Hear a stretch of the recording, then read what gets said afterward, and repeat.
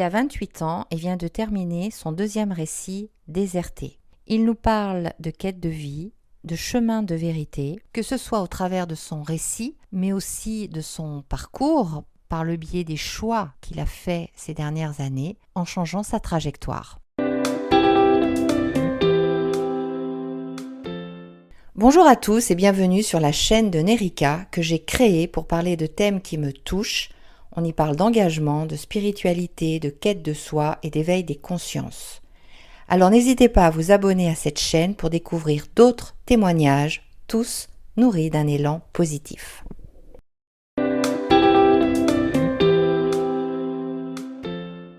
Luc Missoum, bonjour. Bonjour. Réussir sa vie, être heureux dans la vie. Alors c'est quoi pour Luc Missoum ? Réussir sa vie, c'est avant tout une quête. C'est pas un endroit qu'on atteint. Il y a cette citation connue qui dit que l'important c'est pas le sommet, c'est le sentier. Je pense que c'est de ça qu'il s'agit, quoi. Il s'agit de continuellement progresser dans l'acquisition de sa totalité. C'est un peu mon truc du moment. Et de continuer à cheminer jusqu'à la fin de sa vie. Alors c'est quoi la totalité ? La totalité, commençons par un exemple. La totalité, c'est de se dire, ça fait 2 ans que j'ai une petite voix dans ma tête qui me dit, il faut que tu te remettes à la musique. Ça fait 2 ans que je me dis, j'ai pas le temps de le faire. A priori, ça veut dire qu'il y a un bout de moi qui s'est détaché du reste, qui intensément veut faire de la musique et que je néglige depuis 2 ans parce que je me dis que j'ai pas le temps. Quand je dis que j'ai pas le temps, ça veut dire que je veux pas prendre les 15 minutes par jour pour commencer à faire des arpèges au piano. Et cette petite partie, elle va pas cesser d'exister parce que je la néglige. Donc la totalité, il s'agit de comprendre tous les bouts qu'on a en soi, de leur donner à tous une forme de temps suffisante. Et je pense que si on fait ça suffisamment longtemps, au bout d'un moment, on commence à avoir fait le tour de soi-même, petit à petit, peut-être. Luc, tu es centralien, tu as poursuivi un cursus universitaire aux États-Unis où tu as décroché le MIT, le Massachusetts Institute of Technology. Tu as ensuite travaillé à New York dans le domaine des sciences et de la technologie en pleine crise du Covid. Bien avant cette période, en 2015, tu as sorti un premier livre, la biographie d'un grand reporter de guerre. L'année 2022 est un virage pour toi car tu décides de rebrasser toutes les cartes de ta vie. Que s'est-il passé et pourquoi ce virage ? Ce qui s'est passé, c'est un mélange d'un espèce de cheminement assez long, duquel on ne peut pas vraiment sortir à un moment déterminant, et en même temps, la sensation d'un éveil assez brutal à un autre moment. Mais en gros, j'ai commencé à écrire en 2016, principalement parce que j'ai déménagé aux États-Unis, et qu'en arrivant dans un pays étranger, seul, pas pouvoir exprimer ce qu'on a envie d'exprimer, plus connaître personne, à se retrouver à se balader seul dans des parcs, des choses comme ça. Et c'est de là que naît l'écriture pour moi. Je pense que pas mal de formes d'art naissent de ça, selon moi. Et du coup, ce qui s'est passé, c'est que je me suis mis à écrire et que quand on écrit, on prend des pensées qu'autrement on aurait laissé ou tourner en rond dans la tête ou s'arrêter en chemin. Et on pose la première brique de la pensée sur le papier, puis la seconde brique le lendemain. En fait, on se retrouve à penser, à méditer réellement des aspects de sa vie, des aspects extérieurs également, pendant des mois, voire des années. Et c'est de là que vient une forme de progrès, quand on commence à méditer sur soi et sur le monde de manière extensive. L'écriture m'a permis ça, au-delà d'écrire un roman. Et puis il y a eu en 2020 un drôle de réveil. Ce qui s'est passé, c'est un réveil connexe, je dirais, en 2020. J'ai regardé le ciel, en voyant le ciel vide, sans avion. Et je me suis mis à avoir j'ai eu un réveil écologique du jour au lendemain. Du jour au lendemain, les pailles plastiques me dégoûtaient. Et strictement partout où je voyais de la surconsommation, une espèce de manque d'harmonie. J'ai une formation, du coup, j'ai fait prépa, une formation mathématique assez avancée. Et c'est clairement un sentiment mathématique, personnellement, d'esthétique mathématique. C'est comme de voir un carré dans un cercle. Ça n'a aucun sens, ça marche pas. Et ça affole tous nos instincts. Pour les gens qui sont maniaques, c'est ça qui se passe, quoi. Et ben pour moi, le sentiment écologiste, il vient de ça. Il vient du fait que je perçois mieux ce que la nature a d'équilibré et de cyclique, et je comprends du jour au lendemain que ce qu'on fait, c'est une ligne droite, c'est inflationniste, c'est horrible. Que d'une part esthétiquement c'est horrible, et d'autre part évidemment que ça va pas marcher, que ça va se casser la gueule. On parlait de totalité au début. D'un point de vue écologique, je pourrais pas vivre une vie en me disant ok, je veux devenir un artiste, je veux devenir un écrivain, et négliger l'aspect qu'est-ce que tu fais de ton temps et de ta vie. Il se passe quelque chose là, il y a une 6e extinction de masse plus ou moins avérée, on est en train de strictement tout détruire. Vivre sa vie sans s'occuper de ça, ce serait passer à côté de ma totalité, parce qu'il y a disons un combat à mener, et qu'il y a une partie de moi qui est un combattant, quoi. Et du coup, tout ça, c'est lié. Et en fait, quand on commence à s'éveiller dans une dimension, on s'éveille dans les autres. C'est pour ça qu'avoir l'objectif être écrivain et faire qu'écrire, ce serait une grosse connerie. Et cette année, je vais pas faire ça. La petite voix qui me dit fais de la musique, c'est la petite voix qui me fait devenir un super écrivain à la fin. C'est lié, c'est la même chose.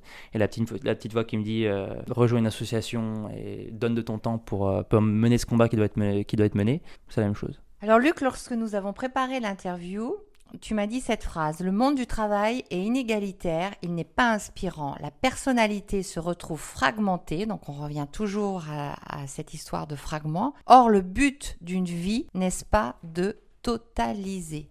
Peux-tu nous en dire plus? J'ai eu le sentiment distinct, les premiers mois de taf, de fragmentation. On fait ses études, on nous dit en prépa qu'on est l'élite de la nation, on nous fait sentir qu'après les études, c'est une espèce de période bénie où il y a un horizon temporel à l'issue duquel on va commencer une vie dans laquelle on peut tout projeter, tout s'imaginer. À l'issue de ça, on pense que le travail va commencer et qu'il va se passer quelque chose, que la vie va devenir quelque chose d'autre. En fait, on se rend compte qu'on est devant qui ressemble à 40 piges d'un purgatoire absolument terrible, dans lequel, directement, il faut ne plus être soi-même, parce qu'on ne peut pas dire ce qu'on pense, on ne peut pas le dire de la manière dont on le pense. Ce qui se passe, c'est qu'on nous apprend directement qu'il va falloir être au moins 2 personnes, la vraie et la fausse, dès le début du taf. Intuitivement, j'ai compris que c'était pas possible pour moi. Ce livre, Déserté, est très inspiré de toi, de ta personnalité. C'est pas moi qui le dis, c'est toi qui me l'as dit. On y retrouve les fameux fragments de ta personnalité. Il y a une sorte de quête de vérité. Où t'as amené cette quête de vérité aujourd'hui? Où m'a amené cette quête des vérités? Cette quête des vérités m'a amené d'abord à faire ce que j'avais prévu de faire en 2024, mais avec 2 ans d'avance, c'est-à-dire quitter mon taf. Je pensais que mon livre était presque prêt. Finalement, j'ai quitté mon travail et j'ai passé 6 mois de plus à faire que ça avant de le finir. Là où j'en suis, c'est que je suis rentré en France et qu'aujourd'hui, je navigue entre comment est-ce qu'on se reforme une vie quand on en est là où je suis, c'est-à-dire que je sais que je suis en chemin, j'en ai conscience, je pense vouloir devenir écrivain, j'essaie de pas m'attacher à la chose, je le pense. Quand on se lance sur un chemin de vérité, on est exposé à des changements drastiques. Si c'est pas écrivain et que c'est cinéma et qu'il faut que je commence le cinéma de A à Z à 32 ans, je le ferai, quoi. Tout à l'heure, tu disais que cette année, tu n'allais pas faire qu'écrire. Mon projet, c'est d'être écrivain. Et ce que je veux faire, c'est prendre 2-3 ans pour explorer les bouts de moi, comme les souvenirs qui me remontent spontanément, interpréter mes rêves, interviewer mes parents pour savoir ce qu'il y a dans leur passé qui est intéressant pour moi. Nietzsche, j'ai envie de dire Nietzsche, on va lire Nietzsche, la musique. Bref, c'est des choses super variées. Il n'y a aucune cohérence d'ensemble autre que c'est en moi. Et ça, c'est quasiment impartageable, inexplicable. Alors Luc, ton roman se passe sur fond d'histoire d'amour. La technologie y est très présente. Nathan, ton personnage principal, s'appuie sur un outil qu'il a développé, une application qui s'appelle Itch, et il utilise cette application qui elle-même utilise des algorithmes pour savoir s'il est opportun ou pas d'envoyer un message à sa petite amie Léna. À l'heure où l'on se dit qu'il faut écouter son cœur, on se retrouve face à un personnage qui semble plutôt sans affect. Et pourtant, plus on avance dans le récit et plus on découvre que le sujet principal de ton roman, c'est la place de l'amitié et donc de l'amour, le vrai, celui qui n'est pas conditionné. Quel message as-tu voulu faire passer au travers de ce récit? La prochaine fois que vous écrivez un mail et que Gmail vous recommande le reste de la phrase et qu'il n'y a plus qu'à appuyer sur Tab pour compléter le reste de la phrase, c'est rien, c'est strictement rien, mais pour moi c'est la première étape d'un monde dans lequel on, en effet, se confie un algorithme avant de savoir ce qu'on doit dire à une personne qu'on essaie de séduire. Ça, c'est la même chose. Évidemment, le but du roman, c'est un petit peu de mettre l'accent. D'une part, je trouve pas ça irréaliste. S'il y a un algorithme de ce type-là qui sort demain, ça va cartonner. Ça va cartonner, c'est sûr. C'est la première chose. Pour ce qui est après du personnage sans affect, quand je reparle à des gens qui ont fait mes études, je trouve que mon personnage colle un petit peu. Il y a ce côté... C'est Jung qui a cette espèce de typologie de la personne. Il met en exergue les fonctions de l'être conscient comme étant sensation, pensée, intuition et sentiment. Et pensée et sentiment sont diamétralement opposés, dans le sens où quelqu'un qui est fort généralement en pensée, qui a un esprit très orienté pensée, sera moins fort sur la notion sentiment. Ça, évidemment, il suffit d'avoir fait des études de maths pour s'en rendre très très clairement compte. Hein. Pour moi, il y a un rapport clair entre le fait d'être sans affect et le fait d'être formé à la pensée analytique, être formé à voir ce qui ne va pas dans un système, être formé à construire des arguments, tout ça, ça va pas forcément dans le sens du sentiment. Donc le personnage sans affect, pour moi, c'est un personnage qu'on a tous en nous, parce qu'on a tous cette formation, même les gens qui font... Enfin, je veux dire, on peut faire S, L, E, L, on peut faire ce qu'on veut. La pensée scientifisante, elle est partout. On est tous influencés par elle, quoi. Et donc, le message que j'ai voulu faire passer, c'est qu'on n'a pas besoin de dire que le monde est de plus en plus sans affect, on le ressent tous. Dans un tel monde, la plupart des œuvres d'art, j'ai l'impression, atterrissent toutes sur le même point. C'est que ce qui nous sauve de ça, c'est l'amour. L'amour au sens général. Quand on dit amour, c'est un peu le problème du terme amour. Quand on entend amour de film américain. Ils n'ont rien compris à l'amour, clairement. L'amour dans ce sens de passion, enfin, il y a un amour pulsionnel, un amour complètement irrationnel qui est magnifique, hein, c'est clair et net. Mais je pense que l'amour, et c'est une forme de se sauver de l'absence d'affect, sauf que cette forme d'amour-là, le jour où elle s'arrête, bonne chance, quoi. Ouais. Alors qu'il y a une autre forme d'amour plus générale qui est celle au-delà du désir qu'on trouve dans l'amitié, et qui est une forme d'amour qui, en fait, je pense, accepte l'autre dans ce qu'il a d'autre, quoi, dans sa propre individualité, je dirais, et qui, du coup, accepte de n'être pas l'autre, qui accepte d'en être séparé. Et il y a quelque chose de vachement fort là-dedans, parce que c'est un petit peu comme se démultiplier, quoi. Avoir des amis, c'est comme se démultiplier. C'est faire son propre chemin, accepter que ses amis le fassent, et puis quand on se retrouve, de se connecter à tout ce que la personne qu'on a en face de nous a acquis dans sa vie, quoi. Ce qu'elle pense, ce qu'elle sait, les sentiments qu'elle a, les films qu'elle a vus, etc. Je pense qu'une forme, et là où j'essaie d'atterrir dans le livre, c'est qu'une forme d'amour qui allierait le désir et l'amitié, c'est une forme d'amour qui, à mon avis, sort la personne de cette absence d'affect, quoi. C'est parce qu'il est sans affect qu'il se dit on va utiliser ce modèle qu'il a créé lui-même, d'ailleurs, hein, c'est lui qui a créé le modèle. Il se dit j'utilise le modèle, ça va marcher, alors que son pote qui a plus d'affect en tout cas, dit clairement j'utilise déjà pas de smartphone, je peux utiliser un modèle de compatibilité amoureuse, quoi. C'est vrai que Nathan répond à son patron pour qui il a développé l'application. Il dit à son patron, tu pensais vraiment qu'on allait prédire l'amour. Nous avons prédit le désir. Quoi d'autre ? Nos matchs sont condamnés à se consumer d'eux-mêmes car on a omis une condition essentielle à l'amour qui est l'amitié. Et il rajoute, on n'a pas prédit l'amour parce que l'on n'a pas prédit l'amitié. À ce moment-là du livre, on est sur ce qui t'anime vraiment, je pense. C'est à ce moment-là que ressort du livre ce qui toi te fait vibrer. Ce qui me fait vibrer, c'est d'une part qu'en commençant le bouquin, j'avais aucune idée de la fin. Et que la fin m'est sortie littéralement d'une espèce de mélange d'idées que j'avais à l'avance et de combinaisons d'éléments dans ma vie pendant une semaine bien déterminée. Il s'est passé des choses, j'ai eu des conversations qui m'ont fait comprendre ma fin. Donc déjà, ce qui, moi, m'anime, c'est qu'il y a une espèce de travail d'archéologue, quoi, pour découvrir ce que l'histoire a à nous dire en tant qu'écrivain, comme si elle était préexistante. Ça, c'est assez fou. Je sais que pas mal d'auteurs le ressentent comme ça. C'est la découverte que j'ai faite. Après, pour ce qui est de ce qui m'anime, personnellement, je trouve que le monde est sombre et de plus en plus. Et ce qui m'anime, c'est de trouver la lumière et par l'écriture, essayer d'apporter la lumière, sur le monde. Ce qui m'anime, c'est cette lumière. Tu m'as dit, Luc, ce roman, ce sont des bouts de moi que je vais laisser partir à la fin. C'est-à-dire... Tout le monde me dit que mon personnage principal, le sans-affect, c'est moi. Alors moi, je suis pas d'accord. Mais est-ce que ce personnage, c'est un bout de moi ? Oui. Est-ce que le personnage principal féminin, c'est un bout de moi ? Oui. Est-ce que le personnage masculin, autre, secondaire, quoi, est un bout de moi ? Absolument. Ma méthode, quoi, ça a été de me laisser habiter, donner vie à des bouts de moi. Ils sont déjà des entités indépendantes, mais qui deviennent des entités indépendantes, extériorisables, et qui commencent à prendre vie sur le papier et que je peux du coup observer. C'est des bouts de moi que j'avais et qui après s'animent sur le papier, qui font des choses qui me surprennent. Et ces choses qui me surprennent sont des choses qui m'apprennent de moi. Justement, y aurait-il un ancien Luc et un nouveau Luc post-roman ? Il y avait un Luc qui est répété à l'envi il y a seulement 6 ans. Moi, j'ai pas de passion et j'envie les gens qui ont une passion. C'est une des phrases que j'ai le plus dites dans ma vie. J'avais conscience qu'il fallait avoir une passion, comme, je sais pas pourquoi, je sais pas comment, mais j'avais cette idée. Je la répétais souvent. Et je me faisais du coup, ce qu'il y a dans cette pensée, c'est l'idée qu'une passion, c'est une intervention divine de l'inspiration, de l'envie, quoi, qui nous tombe dessus. Et du jour au lendemain, on ne peut plus s'empêcher d'écrire. Du jour au lendemain, on ne peut plus s'empêcher de faire du piano.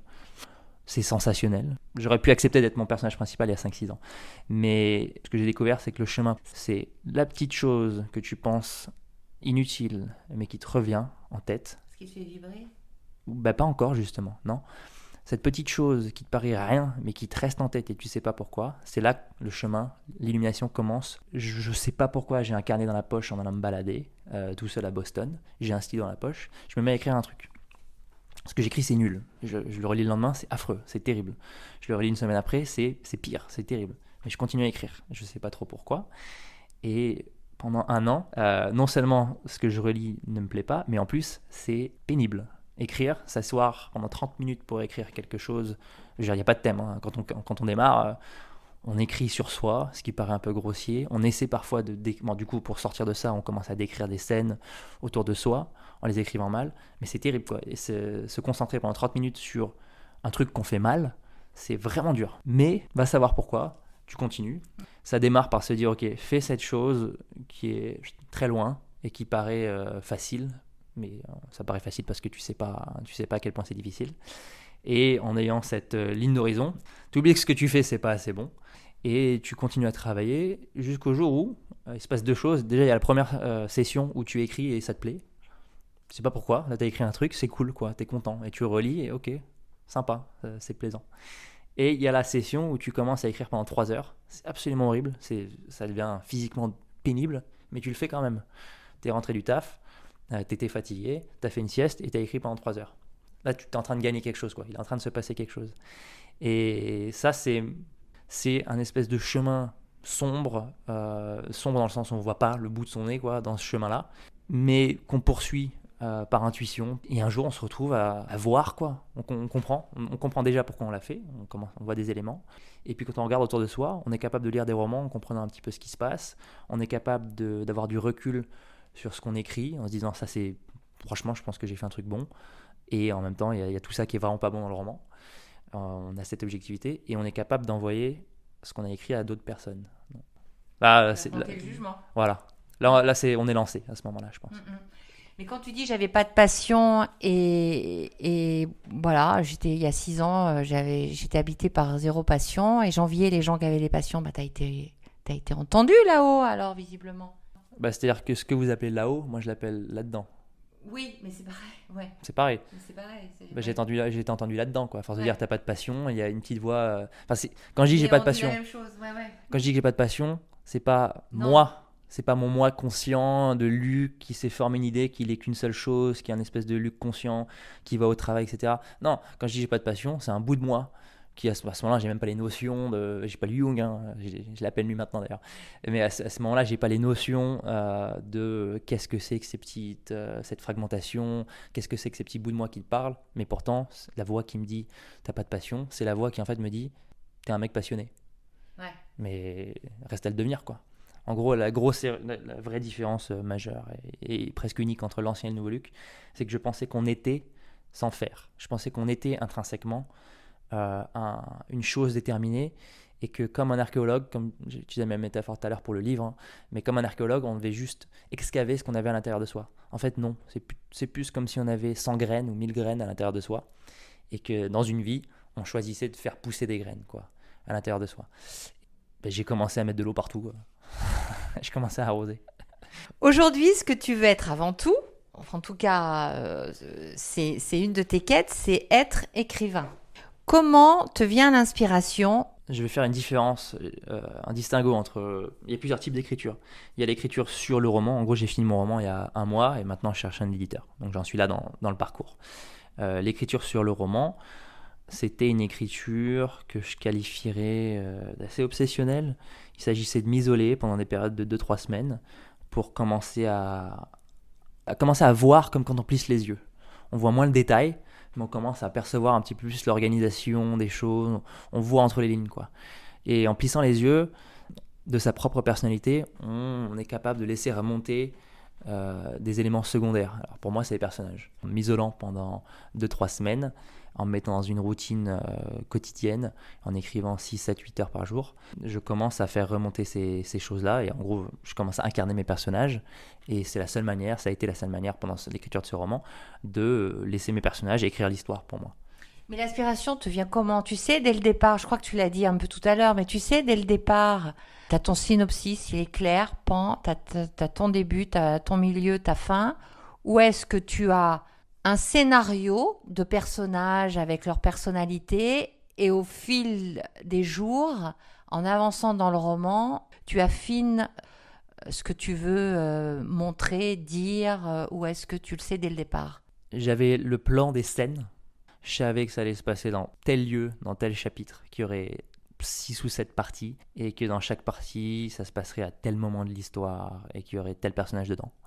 Mais le contenu, lui, vient à chaque fois dicté par l'inspiration du moment.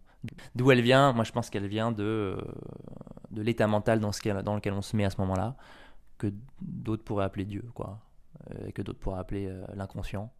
Cher Luc, alors du haut de tes 28 ans et avec ton regard sur le monde d'aujourd'hui, quel message souhaites-tu transmettre à nos éditeurs? Disons, le message que je ferais passer à mon moi de 6 ans, du coup, c'est le message que je me sens le plus à même de donner. C'est deux messages. Le premier, c'est que c'est simple. La vérité, elle simplifie, elle est pure. Du coup, dès que c'est embrouillé, dès qu'on sent que c'est pas bon, et dès qu'on sent que c'est bon, en gros, on a plus ou moins raison. Donc, tous les trucs nuls que t'as pas envie de faire, t'arrêtes de les faire. Tous les trucs que t'as envie de faire, tu les fais. Et si tu penses que t'as pas le temps, réfléchis à si t'as vraiment pas le temps. Ça, c'est la première chose. La deuxième chose, c'est fais et pense ensuite. Fais plein de trucs et réfléchis à pourquoi, comment, où on va après. Si tu as envie de faire des trucs, c'est que les trucs existent en toi, donc fais-les. Donc suivre ton cœur plutôt que ton mental. Fais-les converser. C'est une conversation assez fréquente, quoi. Et personnellement, ça se traduit par des états quasiment physiques où je sens que pendant une journée, je suis incapable d'écrire un truc théorique. Je suis incapable d'écrire une phrase bien écrite pour agencer des idées entre elles. Ce jour-là, je vais faire à mon propre niveau de la poésie, parce que je sens que mon cerveau poétique est éveillé ce jour-là, je ne sais pas pourquoi. Et à l'inverse, il y a des journées où je vais être capable de super bien utiliser ma pensée, mais mon sentiment, il est éteint, quoi. Donc, faut profiter de ça. C'est de l'énergie gratuite, en gros. C'est-à-dire qu'il y a une journée où je peux réfléchir vraiment bien, être clair dans ma pensée gratuitement. Alors, faisons-le. Il y a des pensées où je peux sentir très fort. Des journées, pardon, où je peux sentir très fort sans effort, parce que mon sentiment est éveillé ce jour-là. Il faut en profiter pour penser aux gens autour de moi, penser à ce que j'aime, voilà quoi. Donc j'essaie d'utiliser ces bouts de moi de bonne manière. Merci Luc pour ce témoignage, c'était vraiment très intéressant. Pour rappel, Luc cherche un éditeur, donc si vous avez des connaissances ou êtes vous-même éditeur, évidemment, rentrez en contact avec moi, je ferai le lien et je te souhaite beaucoup de succès Luc. Merci.